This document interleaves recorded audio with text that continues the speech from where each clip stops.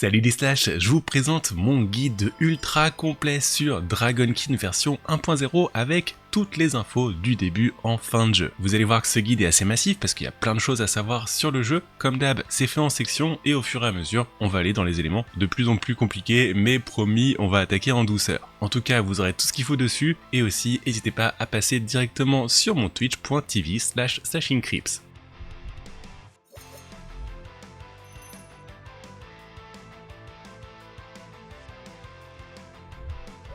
Je vais attaquer ce guide avec les classes qui sont à votre disposition pour vous donner une petite idée si jamais vous savez pas trop encore sur quoi partir. Donc on a déjà l'oracle, ça va être votre lanceur de sorts par définition. Donc comme ça, si vous voulez jouer un mage, ça sera parfait. Et à l'inverse, on a le barbare qui est le perso pour rentrer dans le tas, taper tout ce qui bouge avec des gros coups de hache dans la tronche. Entre les deux, on a une version un petit peu plus subtile avec la pisteuse et ça va tourner autour des flèches, des projectiles et des dagues. Pour finir, on a une classe assez hybride avec le chevalier qui va aussi bien pouvoir utiliser des compétences de feu que des compétences défensives de par sa classe. Donc maintenant, je vais rentrer un peu plus en dégâts sur les stats de Dragonkin. Pour rester en vie, vous avez un principe de vie et de barrière, ainsi que de l'armure qui va réduire vos dégâts. Si jamais vous voulez par contre réduire vos dégâts sur la durée, ce sera au niveau des réflexes. Éventuellement, vous pouvez aussi bloquer pour réduire les dégâts subis. Ensuite, pour booster vos dégâts, on va avoir une stats globale d'attaque qui va être basée sur vos armes, sur vos équipements, et c'est ça qui va augmenter la puissance de vos compétences. On pourra l'associer aussi avec de la vitesse d'attaque et des chances et des dégâts critiques. En plus, on peut aussi récupérer du perce armure qui permet d'ignorer l'armure de l'ennemi, et on va pouvoir augmenter le type de dégâts. On a 5 types de dégâts: physique, feu,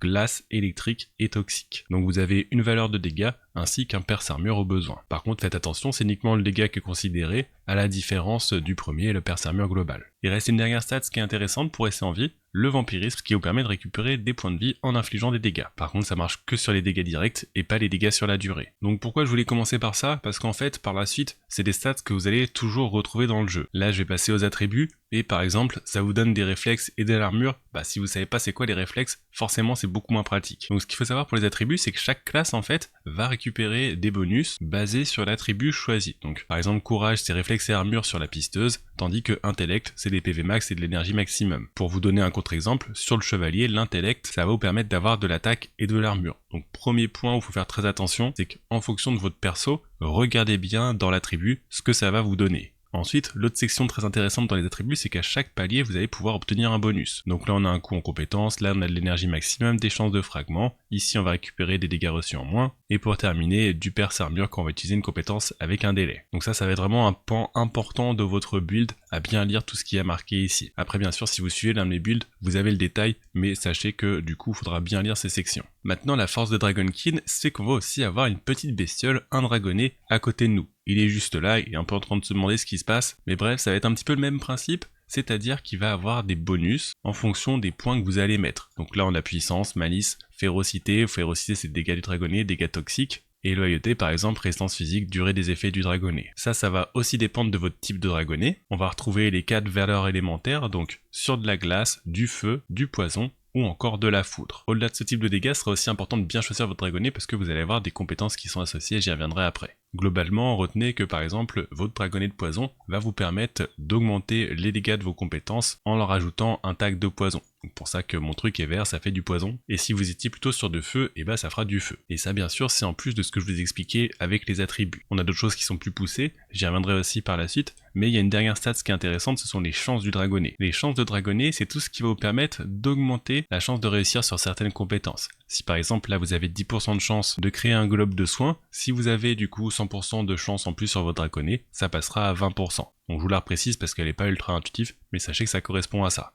Maintenant, avant de parler un peu plus en détail des compétences, je voulais revenir sur les raretés d'équipement, parce que c'est valable donc déjà sur l'équipement bien sûr, mais aussi sur les fragments. Alors au début vous allez trouver des objets bleus puis verts, mais ça va commencer à devenir intéressant quand vous allez trouver des objets légendaires puis mythiques. Donc ça c'est toutes les différentes raretés de base. Je vais vous montrer par exemple un objet légendaire. Ça va aussi dépendre du niveau. Donc par exemple là il est niveau 46, un légendaire 46 sera moins fort qu'un légendaire de niveau 50. L'autre truc à savoir c'est aussi que tous les affixes vont être aléatoires, donc entre 2 fois le même casque, vous aurez des affixes différents, donc il faudra aussi bien regarder ça. et après idéalement vous voudrez être en mythique partout pour avoir des objets encore plus puissants. Donc ça c'est vraiment les raretés de base que vous retrouvez aussi sur les fragments. Là on en a un mythique, là un autre mythique, là on a un rare, là on a un légendaire, et en plus de ça ce qu'on peut avoir c'est du divin. Là où il faut bien comprendre, c'est pour ça que je vous ai pris 2 objets mythiques, c'est vraiment un bonus en plus. Vous voyez, mes chances de critique sont en divin, ça fait que l'affixe est au max et plus fort, c'est un petit peu comme un affixe supérieur sur Diablo 4. Et bien sûr, le top du top, ça sera en mythique divin partout, si jamais vous arrivez à les trouver. Je vais vous montrer l'exemple aussi sur les fragments. Vous voyez, c'est un modificateur rare divin, donc le bonus est plus intéressant. Sur les fragments, ça permet d'augmenter leur puissance, mais j'y reviendrai plutôt directement dans la partie compétences. Il va rester un dernier type que là on va retrouver uniquement sur l'équipement, c'est les modificateurs draconiques. Donc ceux-là, ça vous permet de récupérer 3 affixes bonus, dont un affixe qui est négatif. Par exemple, ça me donne de l'énergie en plus, des réductions du coût, mais ça me baisse mes dégâts à haute énergie. Faut aussi savoir que là c'est un draconique de niveau 1,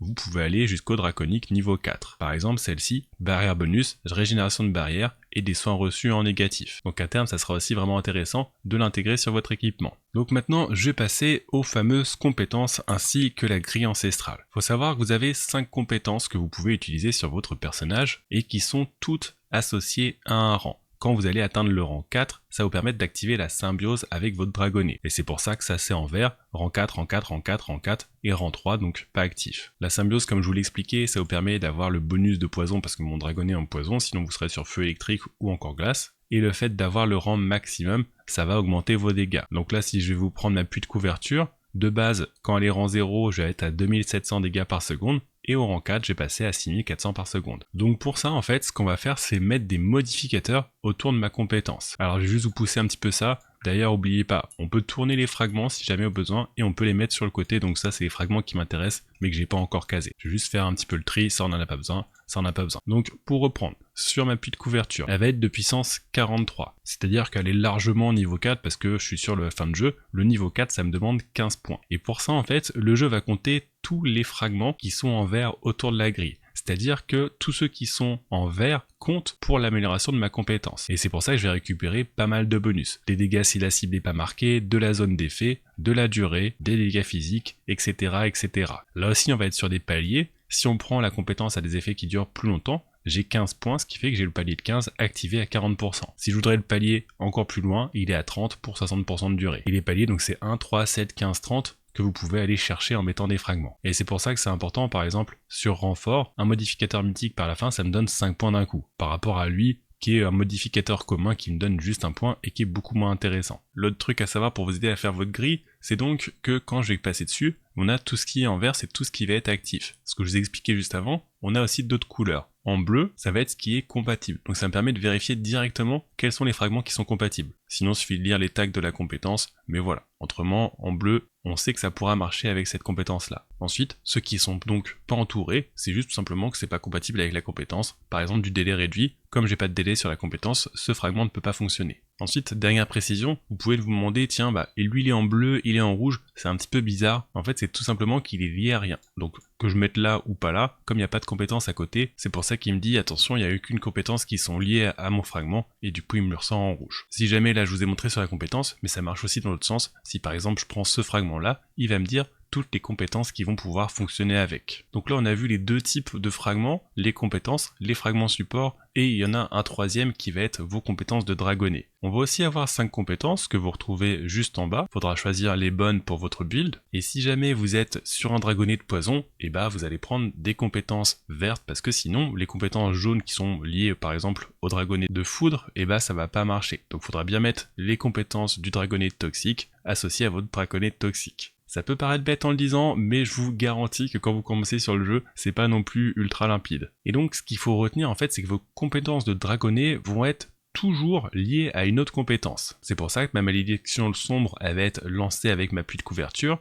et mon aspiration mortuaire va être lancée avec mon voile d'assassin. Pour mon petit venin, c'est lancé avec ma frappe acrobatique, et pour mon aura du dragon vert, c'est lancé avec les frappes soniques. On en a un dernier, territoire fongique, qui est là aussi lancé avec le voile d'assassin. Donc il faudra aussi bien choisir quelles compétences vous voulez utiliser pour votre dragonnet pour pouvoir les lancer. Et ensuite ça va automatiquement se lancer, donc dès que vous appuyez sur les touches, là vous voyez j'ai lancé mon aura du dragon vert. Donc c'est vraiment un setup qu'il faut faire sur votre grille, et après qui va toujours s'activer. Donc là on récupère l'aspiration, là on a le territoire fongique, etc. Maintenant il y a un dernier truc dessus qui est super important à comprendre pour bien faire votre grille ancestrale. Tout à l'heure je vous parlais de fragments qui sont actifs à côté, c'est qu'en fait tous les fragments qui vont être autour de mon bloc principal vont côté. Donc là je vous ai pris un bloc avec 4 morceaux. C'est-à-dire que tous les fragments, je vais mettre ici, ici, ici, ici, ici, ici, bon bref, vous avez compris le truc, ça va être actif pour ma compétence. Et c'est pour ça que celle-là, c'est ma compétence principale, je l'ai mis au milieu, et du coup, je vais avoir tout ça qui va pouvoir fonctionner avec. Là, j'ai un autre exemple, c'est ce bloc A5 en fait. Comme il va être en contact avec cette compétence-là, je vais pouvoir récupérer tous les bonus jusqu'au dernier. Donc il faut vraiment voir ça par bloc plutôt que par fragment. Et dès qu'on a un bloc, donc avec tous les fragments comme ça qui sont liés, ça va vous permettre d'être actif pour la compétence. Et d'ailleurs, si je voudrais optimiser un petit peu ma grille ancestrale, ce qu'il faudrait que je fasse, c'est récupérer un meilleur bloc ici parce que je n'ai que 2.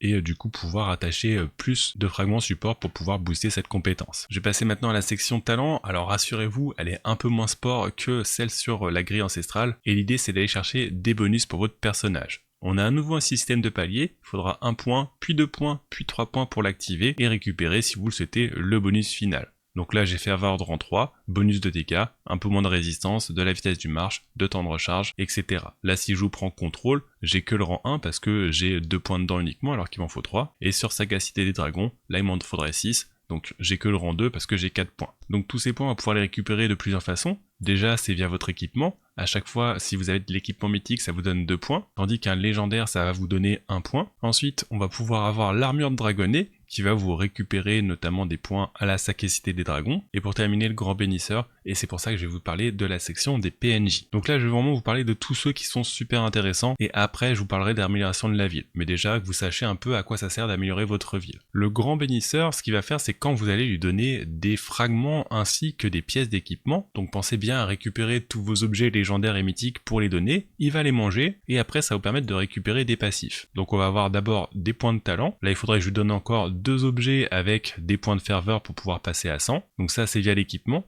et via les fragments, on va récupérer des bonus pour votre compétence. Ce qui fait que par exemple, j'ai mis du gain d'énergie sur pluie de couverture, ce qui fait que si je vais voir ma compétence, vous voyez en bleu, j'ai plus 10, ça correspond aux 10 points qui sont donnés par ce grand bénisseur. Donc autant vous dire que c'est très très fort et que ça vous permet d'avoir les paliers qui vous manqueraient éventuellement. Ensuite, on en a un autre qui est très utile, l'Atlas Draconique, qui vous permet de récupérer des stats en tuant des monstres. Pour ça qu'après dans l'amélioration de la ville, je vous dirais de la débloquer assez vite. Vous voyez, j'ai des dégâts bonus à chaque fois que je vais aller charcuter des monstres. Jamais 203, on en a un petit troisième que je vous conseille aussi rapidement, ça va être l'Enchanteur. L'Enchanteur, ça vous permet de changer une stat sur vos objets, donc déjà très sympa, hein, réduction des coups, résistance aux élites. Là j'ai de la vitesse d'attaque, donc c'est la stat qui est avec le petit tourbillon bleu. J'ai récupéré un peu de résistance, des dégâts sur les élites, les chances de critique, etc. Bon, c'est surtout à faire plus tard, mais voilà, gardez-le bien en tête. Par contre, rapidement, ça peut aussi changer vos fragments. Et ce qui fait qu'en fait, pour toute ma grille, j'ai mis des modificateurs qui m'intéressaient. Par exemple, là, j'ai récupéré de la durée augmentée. Ici, j'ai aussi un petit peu de durée augmentée. Là, je voulais avoir la surpuissance. Et donc, c'est assez simple, hein. Il suffit de mettre le fragment.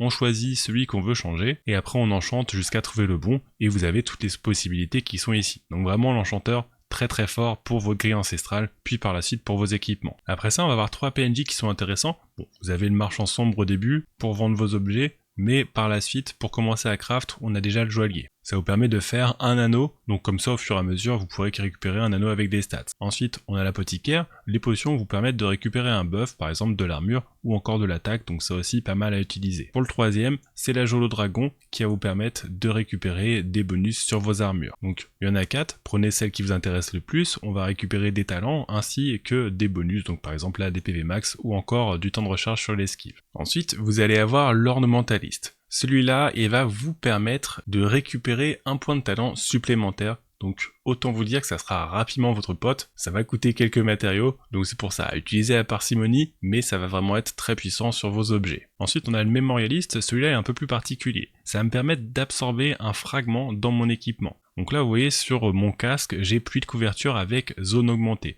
C'est-à-dire que quand je mets mon objet dedans, derrière il faut que j'aille chercher un fragment, et ça va l'inscrire sur la compétence qui est marquée. Donc là, à la place d'avoir plus de couverture zone augmentée plus 4, j'aurai donc concentration sur mes frappes aussi en plus 4 parce que c'est un modificateur qui est légendaire. Donc ça, dès que vous avez un bon objet, vous n'êtes même pas obligé d'attendre le niveau 50, vous pouvez le faire un petit peu avant, mais ça va complètement booster toutes vos compétences et pensez à le mettre un petit peu partout. Ensuite, le dernier, là aussi, ça sera bien à récupérer, mais un petit peu plus dur, faut trouver les bons objets draconiques. Ça vous permet de transférer un effet draconique sur un objet. Donc là, si je vous mets le casque, on met aussi un casque en face, et du coup, ça va me transférer directement ma résistance toxique, mon perce-armure toxique, et ma résistance électrique. Donc je vous rappelle, comme c'est draconique, on a forcément une valeur négative. Là c'est niveau 1, c'est juste pour vous montrer, mais typiquement sur mon archer avec le poison, un draconique de niveau 4 en perce-armure toxique, ça serait super intéressant. Ça me détruit ce casque là, et ça me permet de l'infuser dans mon nouveau casque. Donc tout ça, au-delà de l'or, ça va vous coûter des matériaux que vous pouvez retrouver sur la section qui est ici, et les couleurs, ça va correspondre aux différentes zones du jeu. On a juste des matériaux divins en dessous, mais faites attention, bleu, gris, vert, c'est pas la rareté, c'est uniquement les zones où vous allez pouvoir récupérer ces différents matériaux. Donc maintenant je vais passer à quel ordre améliorer votre ville. C'est important de le faire dans le bon ordre pour pouvoir profiter de tous les bonus, et ça peut être assez long. Je reviendrai après sur comment gagner de l'expérience de votre ville,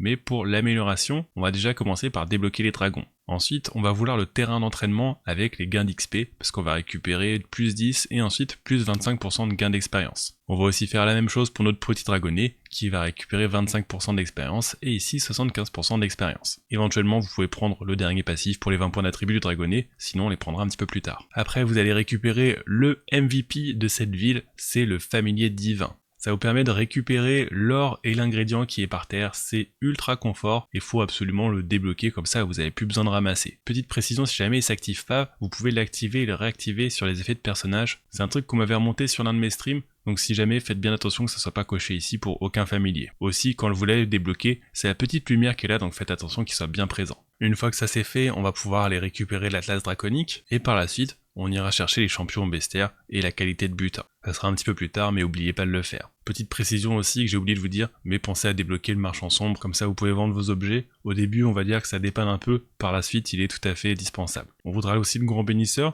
vous n'êtes pas obligé de le débloquer tout de suite, moi j'aime bien parce qu'au moins c'est fait, mais il faudra absolument le faire à partir du moment où vous récupérez des objets légendaires. On voudra aussi les améliorations qui sont vraiment très fortes sur ce bonhomme. Si jamais c'était pas encore fait, on va aussi récupérer les points de dragonnet, et on a 3 buffs qui sont intéressants, monde charge pour la vitesse de déplacement des personnages, porte de la ville pour la vie max, et les dégâts réduits de la statue de Toriel. Ensuite, on a le joaillier, et éventuellement vous pouvez le débloquer un petit peu plus tôt si vous avez envie de craft, mais si c'est pas encore fait, donc pensez à le débloquer, et à débloquer au fur et à mesure les améliorations que vous avez besoin. Pas la peine d'aller chercher du divin par exemple, si de toute façon vous êtes encore sur les objets rares et légendaires. On fera la même chose pour la potion, et on va débloquer au fur et à mesure en fonction de ce qu'on a besoin pour aller récupérer du divin à la fin. Une fois que ça c'est fait, on va récupérer le camp du Kyota, notamment pour aller chercher les 20 points d'attribut sur tous vos persos, donc plutôt pas mal de prendre ces points-là. Et on voudra aussi Pity 1 et 2 pour pouvoir enlever les blocs sur notre grille ancestrale. Ensuite, on voudra la création d'armure avec, obligatoire, juste après, le coût réduit en or et en ingrédients réduit de 20%. Donc dès que vous prenez ce point là, vous voulez absolument prendre ce point là derrière avant de commencer à craft vos armures. Pour terminer, vous pourrez prendre les améliorations que vous avez besoin sur les PNJ, par exemple les nouveaux effets sur la création de potions, et éventuellement on peut aller chercher les points d'attribut là et là, ou encore les gains en or. Donc tout ça c'est bien beau, mais comment on va améliorer notre ville? Parce que c'est pas en tuant des monstres que vous allez prendre de l'XP sur votre ville. Il y a plusieurs façons de faire. Déjà, il y a les activités de fin de jeu, donc les tracks ou encore les tracks de chaos. J'y reviendrai par la suite. Ensuite, on a les premières fabrications, par exemple quand on va créer notre premier anneau. Après, vous avez un truc ultra efficace, c'est le craft d'armure. Dès que vous allez craft des armures, ça va vous récupérer de l'XP de ville. C'est aussi le cas pour vos rerolls, donc si jamais c'est une très bonne façon de monter le niveau de votre ville. Pour finir, on va avoir toute l'exploration de la carte, c'est-à-dire récupérer les calices et les points de vision, qui vous permet à nouveau de prendre de l'XP sur vos villes. C'est un petit peu plus sport cette partie, mais comme ça, si vous voulez croiser en passant, n'hésitez pas. Donc là, même si j'ai commencé à vous parler un petit peu du endgame, je vais rentrer un peu plus dans le détail, et pour vous aider, on va déjà avoir 2 outils. Le premier, c'est le filtre sur la touche haut. Alors, n'oubliez pas que vous voulez quand même refiler tous vos objets et vos fragments au grand bénisseur, tant qu'il n'est pas bien XP, mais sinon, vous pouvez comme ça récupérer tout ce dont vous avez besoin sur fragments ainsi que sur l'équipement. Au besoin, vous avez aussi ce filtre assez incroyable qui vous permet de convertir en potentiel pour le grand bénisseur, ou éventuellement en or si jamais vous avez atteint le cap. Donc dès que vous commencez à drop des objets légendaires ou mythiques, n'hésitez pas à vous pencher sur le filtre. Ensuite, on va voir le système de dons de l'éternel. Les dons de l'éternel, ça vous permet de choisir parmi 3 récompenses, équipements, fragments et ingrédients. Donc vous allez les avoir en fin de chasse par exemple, et vous pouvez l'améliorer, donc double objet sur les ingrédients, de la qualité, avoir une couleur spécifique, donc toujours sur les ingrédients, avoir une stats favorisée, par exemple des dégâts critiques, etc. Donc pensez bien à customiser vos dons de l'éternel en fonction de ce dont vous avez besoin. Ça c'était un petit peu l'aparté, et le système de fin de jeu va se concentrer sur deux activités. La première, les chasses sur une carte, où vous avez en fait plusieurs chasses à terminer. Ensuite, vous terminez la chasse violette, et ça vous permet comme ça de passer au plateau de chasse suivant. Le gros avantage en fait, c'est que toutes ces chasses vont vous permettre d'avoir un bonus permanent. Par exemple, là je peux personnaliser les dons, là je vais avoir un bonus de résistance au feu, ici j'ai un bonus de loyauté pour les dragonnés, là je peux personnaliser ingrédients en or, et là je vais avoir des tribus, je vous expliquerai après en détail c'est quoi les tribus. Mais c'est pour ça que faire dans un premier temps toutes ces chasses, c'est super important. Vous pouvez ajuster la difficulté, donc qui va jusqu'à Apocalypse, sachant qu'il y a aussi une difficulté mini pour les tracks, mais voilà, vous pouvez ajuster la difficulté pour la mettre un peu plus élevée si besoin. Et donc vous voyez qu'il y a pas mal de tracks, mais en parallèle on a aussi un autre système qui va être la chasse du chaos. La chasse du chaos, ça permet de choisir le type d'activité. On va tuer un champion, on va tuer un boss, on fait un donjon, ou éventuellement le test de volonté, qui est un survie de vague à la suite. L'avantage aussi c'est qu'on peut customiser, si par exemple je vais être sur le feu, sur la glace, avec les chasses standards vous avez pas mal d'options à débloquer pour pouvoir customiser vos tracks de chaos. Et le petit plus, c'est que vous pouvez aussi mettre des cartes, alors rien à voir avec le gars qui identifie vos objets sur Diablo, mais bref, vous pouvez mettre des cartes de tarot qui vont augmenter la difficulté, tout en vous donnant des bonus. Déjà, c'est que les cartes vont vous donner un bonus de qualité, alors faites attention, là j'ai du 4%, là j'ai du 10%, là j'ai même du 20%, et vont être aussi associés à un debuff, voire de temps en temps un petit buff, comme là par exemple gain en or de 20%. Sur la droite, on retrouvera les trucs élémentaires, si jamais vous êtes sur poison, feu, foudre, ou encore glace, donc là c'est pareil, on récupère qualité de butin, un buff et un debuff. Donc faites attention à pas tous les cocher, mais pour faire du farm ciblé, c'est parfait. Je vais maintenant arriver à la dernière section de mon guide, en espérant que vous suivez toujours, et bien sûr je vous rappelle que comme à chaque fois, si jamais vous avez des questions, n'hésitez pas à les poster en commentaire ou à passer sur mon Twitch. Et donc, pour cette section, je vais vous parler des tribus. Les tribus, mais pas que, parce qu'ils sont associés à des ancêtres. Donc ça, c'est le menu des tribus, où vous avez mes tribus qui sont ici, ceux que j'ai pu récupérer dans les chasses, et ceux que je vais utiliser, c'est les 4 qui sont au mur. Donc, je vais revenir après. Déjà, ce qu'il faut bien comprendre sur les ancêtres, si jamais vous n'êtes pas obligé de passer par cette salle, on a la touche ancêtre qui est là, et qui va vous permettre de changer quand vous êtes en instance. Déjà, quand je vais cliquer sur un ancêtre, ça va me permettre de prendre de l'expérience sur cet ancêtre. L'avantage, c'est que toutes les stats vont pouvoir me donner des bonus. J'ai pas besoin qu'ils soient sélectionnés pour que ça fonctionne. Par exemple, là j'ai des PV max, ici je vais récupérer des dégâts critiques, qualité de loot, de la barrière, du blocage, des dégâts d'épines, des réflexes, des dégâts de glace, des dégâts électriques, feu, etc. Donc, de base, il faudra prendre de l'expérience sur un petit peu tous vos ancêtres pour pouvoir profiter de ces stats. C'est un petit peu comme un système de parangon. Toujours pas besoin que ça soit actif, mais on va récupérer un passif avec nos tribus. C'est pour ça que j'ai activé celui-là, parce que je vais avoir augmenté les chances de critique de base de 5%, augmenté par tribu que j'ai récupéré de 1%. Et pour l'activer, en fait, quand je vais aller ici, je vais mettre les tribus dont j'ai besoin. Il me demande 2 icônes d'aile, un icône sur épée et hache et un icône de bouclier, que je retrouve les deux ailes ici. Là j'ai épée hache et là j'ai le bouclier, donc comme ça c'est bien actif. D'ailleurs c'est celui-là que je vous montre le bon quand même, et pareil, j'ai pas besoin, comme je vous disais, de cliquer dessus pour que ce soit actif. Ce qui fait qu'avec mon setup, j'ai ce bonus là, j'ai aussi ce bonus là, augmente la vitesse de marche, et en plus de tout ça, je récupère aussi toutes les stats qui sont marquées, donc des dégâts critiques. Ici je récupère un peu de PV max, et ici de l'énergie max. Donc je vous rappelle que cliquer, c'est uniquement pour prendre de l'expérience sur votre personnage, excepté